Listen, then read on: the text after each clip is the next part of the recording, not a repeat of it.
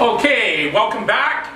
Now we are going to start step 4. But before we start step 4, we're going to review the spiritual malady, steps 1, steps 2, and step 3. And I want Bobby to explain it. And here's what it looks like. And he's going to explain it. Here, I'll hold up the paper, Bobby.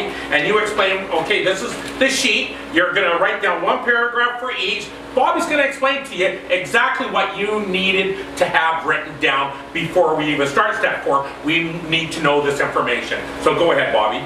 Okay, so this is the first thing that happens, and all we need to know about the spiritual malady is that we're always restless, irritable, discontent. That's actually that unmanageability. We're unhappy. And then we get to step 1. All we need to know is that the problem is my thinking. You know, I have a problem, it's in my mind, I can't be listened to it because it's lying to me. The problem is my thinking. Step 2, the solution, which is God, and it's in my heart. Right. Step 3, I need to live in my heart daily, every single day, right? I need to listen to my heart. I really need to live in my heart every single day. And I always need to have faith that I'm going to be okay, because I am going to be okay, but I will not stay sober off just these first 3 steps. But all we need to know about that step 3 is live in my heart every single day and always have faith that I'm going to be okay. Okay, so the next pages will be step 4. Okay, so Bobby's going to show you what it is, what the picture looks like. And these are just some of the words in step 4 that we're going to be using, and tells you what it is. Okay, so that's what that sheet's there for. So we turn over the page, and we're talking about fears, and these are the fears that we have no resentment in connection with them. So here's a bunch of fears: fears of crying, fears of women, fear of intimacy, fear of being broke. That's what that sheet looks like. Okay, the next sheet will be our defect sheet. This is a really important sheet. So there's like 6 columns. 1, 2, 3, 4, 5, 6. There's 6 columns, and on one side is your ego, and it's our defects, and it's our self-will. On the opposite is God's will. So what we're really looking for is our defects, going down the 3 columns, and it's in alphabetical order. This defect sheet is really important to step 4. Okay, so now we are going into step 4, and it says list resentments, page 64 to 67. And it says step 4 made a searching and fearless more inventory of ourselves. Okay, it talks about resentment is the #1 offender. It destroys more alcoholics than anything else. From it stem all forms of spiritual disease. We have been not only mentally and physically ill, we have been spiritually sick.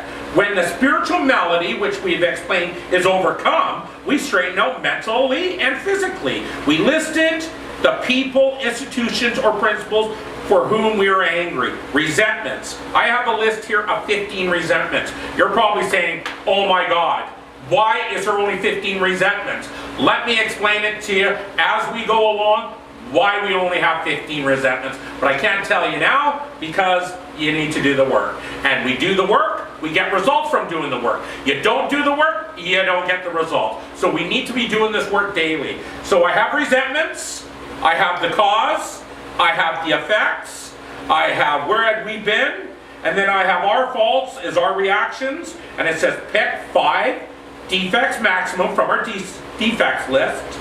For each resentment from the defects list, the list sheet. So I'm going to give you an example about resentments. And if you can hold this sheet up for a while, Bobby, just for a bit. Okay, so the very first resentment is right on Ron. That's me. So I have a resentment towards this right on Ron. Let's say I'm not him. But I have a resentment towards him is because, the cause is because he's loud, he doesn't like me, he's too happy. I get that all the time. Okay, now this is who I'm pissed off at. I'm pissed off at this right on Ron because he's too happy. And how does it affect me? I just need to circle or underline a pride, self-esteem, personal relationship, sex relationship, security, ambitions. I'm going to pick one of the 1, 2, 3, 4, 5, 6. I'm going to pick one of the 6. I'm going to pick all of the 6. It's up to you. How does it affect you? How does this right on Ron affect me? Well, it affects my self-esteem because I don't feel I'm like him. And it's my personal relationship with him. I can't actually have a personal relationship with him because he's too happy and he's too loud. Okay? So now that being said, and remember when we do these columns, go straight down, don't go across. Deal with all your resentments first. Just list them all down, then do the causes, then do the effects. Now here's the other part, right up here. It says, putting out of our minds the wrongs others had done, we resolutely look for our own mistakes. And it goes from resolutely look for our own mistakes to where had we been selfish, dishonest, self-seeking, and frightened. So that's all one part in the big book. So it says putting out of our minds the wrongs others had done. We resolutely look for our own mistakes. Where had we been selfish, dishonest, self-seeking, and frightened? What we need to do is we need to fold these pages. What happens is you'll see dots on the pages, and just keep that like that, Bobby, and I'm going to show people what happens when we fold the pages. So what happens is we need to fold the pages. Watch we go down, and it's going to kind of look like this. It's going to be folded like this. Okay? So then I'm going, okay, now I got who I'm resentful at, and I go, where had we been selfish, dishonest, self-seeking, and frightened? So Ron, okay, so I have to look at putting out of our minds the wrongs I've had done. So I fold that over, and now I'm looking at where had I been selfish, dishonest, self-seeking, and frightened? Well, for me, I'm selfish. I'm being selfish with Ron. But I want to know why. If you're dishonest, you're self-seeking. Self-seeking means I want something from you. Frightened and dishonest and selfish. So it's one of the four, or it's all of the four, or whatever. But for Ron, why I'm resentful at Ron is because he's loud, but I can't look at that anymore. I have to know, look, I'm just being selfish. I want to know, why are you selfish? Why? That comes from a defects of character. That's how I react every time I see Ron, and how do I react to him? So I have to go to my defects list.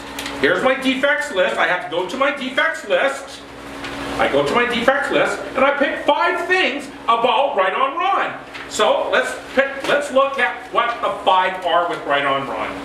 I'm jealous of Right on Ron. I'm inconsiderate. I'm judging him. I'm angry, and I'm mean to him all the time. Every time I see him. See, what happens is okay. Thanks, Bobby. The thing about these resentments is it's how I react. So it's my reaction to each person. So let me give you an example. Right on Ron. I could have quite a few things wrong. I could have maybe 15 things wrong with Right on Ron, or my mom, or my dad, they don't lend me money, whatever the case might be, my girlfriend, whatever. You can have maybe 10 things about her. All you have to do is do 5 defects. I don't care if you have 15 things wrong or 10 things wrong with your girlfriend or your friend or your dad. All we do is the 5 defects, and we do this and we do this. Okay, and that does the resentment part of the resentments. And I just wanted to add in, just to make this very crystal clear, so we have the names, we go down the list, we have the causes, we can have 1 minimum, 5 maximum. We go affects my, so how have they affected my pride, self-esteem, personal relationships, sex relationships, security, or ambitions.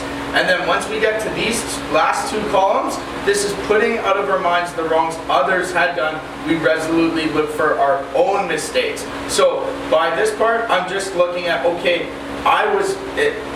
was I being selfish? Was I being dishonest? Was I being self-seeking? Was I being frightened? We're looking at us, and we're not looking at them anymore. That's right. And then I'm looking at, how was I reacting? And this is very important. We need to know, how were you reacting out of that defects list sheet, and make sure you have 5 reasons. There's always 5 reasons. Like for myself, you know, I'm judging Ron. I'm angry at him. He's just No. yeah. That's how. But I have to look at how I was reacting, not them, right? By this, That's right. These last 2 columns, this is us, okay? And there's That's always right. something in there. That's fantastic. Thanks, Bobby. Okay, so that's the resentments, how I deal with the resentments. Okay, so I have 15 of them. Okay, so now I get to myself. Okay, so and now it's the same thing with myself. Here's the list. You can see, okay, I'll show you the list a little more. Here's me. I have 10 things about me that I'm pissed off about or I'm angry at. I can't stay sober. I don't work out enough. I don't have enough money. I wish I had more in my life. Whatever the case might be, pick out 10 of the biggest resentments you have about yourself. And we list them here. And we do the same thing. It affects we circle it or underline it. Then where had we been? Selfish, dishonest, self-seeking, frightened. We picked out that. Now we're going to pick 10 defects here. Why I'm going to pick out 10 for you is because, look, you are the most important person in this world. You are doing this work, okay? The most important reason why we're doing this is for you to love you. And the more details you can give, and the more you can love you, and the more you can see how the defects that have been blocking you from God. This is kind of why we're doing this. So pick out 10 defects, okay? So what do you think about that, Bobby? That's perfect. How we are reacting to ourselves is that last column there. I'm judging myself. I'm blaming myself. Self-pity, self-hatred. Exactly. These things need to come out here so we can deal with it. Okay, so that's our first list. There's 4 lists, people. Our second one is our fear list. So let's go to our second list, and it's our fear list. It's page 68. The solution for fear is on the bottom of page 68. Look at your fear sheets only for fears. Okay, so this is how the fears work. Bobby, hold up the sheet. This is what it looks like. Okay, and I'm just going to read it to you. We ask him to remove our fear. And then we direct our attention to what he would have us be. Once we commence our go fear. I'm going to explain that to you, but we got fears, we got why, we got solution, and at the bottom of the page, I'm going to read it to you, we reviewed our fears thoroughly, we put them on paper, even though we had no resentment in connection with them. So I'm going to explain that in a second. Wasn't it because self-reliance failed us? Self-reliance was as good as it went, but it didn't go far enough. All men who have faith, have courage, they trust their God. Okay, I'm going to explain this to you now, so you can put it down. Thanks, Bobby. So, fears. We're dealing with fears that have no resentment in connection with them. So we're talking about fears, and we have a fear list. If you look at your fear list, Bobby will show you. Here's your fear list. Fear of intimacy, fear of being broke, women, men, abuse, whatever the case might be, whatever you're fearing. But it can't have no resentment in connection with it. Okay, with that being said, I'm going to give you an example. Okay, so here's an example. The first one is, I have a fear of swimming. Okay, so I don't, but let's say I do, I have a fear of swimming. I need to know why. Why is because, I have the example here, why is because I don't want to drown. So now I go over to the solution. It says some sort of action. Bring over the solutions when you are starting at step 9 for you. I'm going to explain that in a second. So I'm looking for a solution to every fear, but it has to be some sort of action. I cannot remove a fear with no action. I just can't pray for me not to drown because I'm going to drown. I'm going to jump in a lake off of a pier. I'm going to jump in a lake. I'm going to drown. And I can pray, I'm still going to drown. So that's not enough. I need some sort of fear solution. Let me tell you what the fear solution is. The fear solution is we asked him to remove our fear. God, help me remove the fear of swimming. Why? Is because I don't want to drown? Okay, I just asked God. Do you know what God just told me? Ron, take swimming lessons. So if I take swimming lessons, if I take an action, will I have that fear? The answer is no. So I need to, for any kind of fear, I need to have some sort of action. I need faith, but I need some sort of action. I'm afraid of heights. I went up to the gondola in Whistler with my kids one day, and I go up there and I'm terrified of heights. And I'm like, oh no, what am I going to do? I have to go down now. So I didn't know what to do. So I prayed to God. I go, God, direct my attention to what you would have me be. And do you know what God said? Ron, put on your sunglasses and close your eyes. So I put on my sunglasses, I closed my eyes with my kids, and I went down the dolly or the thing down to the bottom. I needed some sort of action. So sometimes I even learn, even with flying, if you have a fear of flying, I'm just learning these new kind of fears other than the ones I've dealt with for years with people, is I just need to be relaxed. Your solution is I just need to be relaxed. I need to relax my whole body. I just need to be just fully relaxed when it comes to heights or when it comes to fear of an airplane. I need to be relaxed. I need to be completely relaxed. And that hopefully will be the action that you need so you don't have fear of flying. But we deal with a lot of fears here, but you need some sort of action. Okay, with that being said, that deals with the fear, why, and solution. And we list 10 fears, why, and solution. Is that right, Bobby? That's correct. Want to add anything? Just make it very clear that we're gonna have our fear, we're gonna have the why, but this needs to be some sort of action. Because the solution for fear is we ask God to remove our fear and direct our attention to what He may have us be. Direct our attention towards some sort of action. And then at once we commence to outgrow fear. Without that action, I'm still gonna be in fear. I have a fear of intimacy. If I'm not applying some sort of action, like communication and feeling comfortable, it's not going to get removed. So I need to ask God to direct my attention to what He may have us be, and then apply some sort of action, and at once we commence to outgrow fear. Exactly. Do you know what we're talking about? It says at once we commence to outgrow fear. So Bobby was talking about the intimacy, about being comfortable, and about the communication. It's true. Once we do that action, we're comfortable, we're communicating, we're not in that fear any longer. And at once we commence to outgrow fear. So we're looking for the solution and action.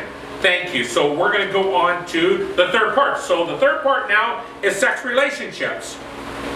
And it says pages 69 to 70. God alone can judge our sex situation. If sex is very troublesome, we throw ourselves the harder into helping others. If we're not sorry and our conduct continues to harm others, we are quite sure to drink. We're not theorizing. These are great facts of our experience. Okay, sex relationships. I have 5. Let's just do 5. So one is I group all the one-night stands together. So if you've ever slept with a lot or just a few, put them on this sheet and just group them as one, okay? And all we do is we answer the questions. You can go A, B, C, D, E, F, G, H, I. So we answer these questions, that's all we do. The most important part is G, F, G, is the most important part, is what should have I done instead? And let's keep that to maybe a 1-sentence part, because we're going to be bringing that over into step 9. So what I should have done instead. Let me give you an example. I've slept with a lot of people, and so what I should have done instead is I should have treated women with respect and lovingly, and had the right motives, and told them the truth. Keep it really simple, keep it loving, and that's that part. Okay, so we're going to answer all these questions. So at the bottom, I have this. Sex relationships.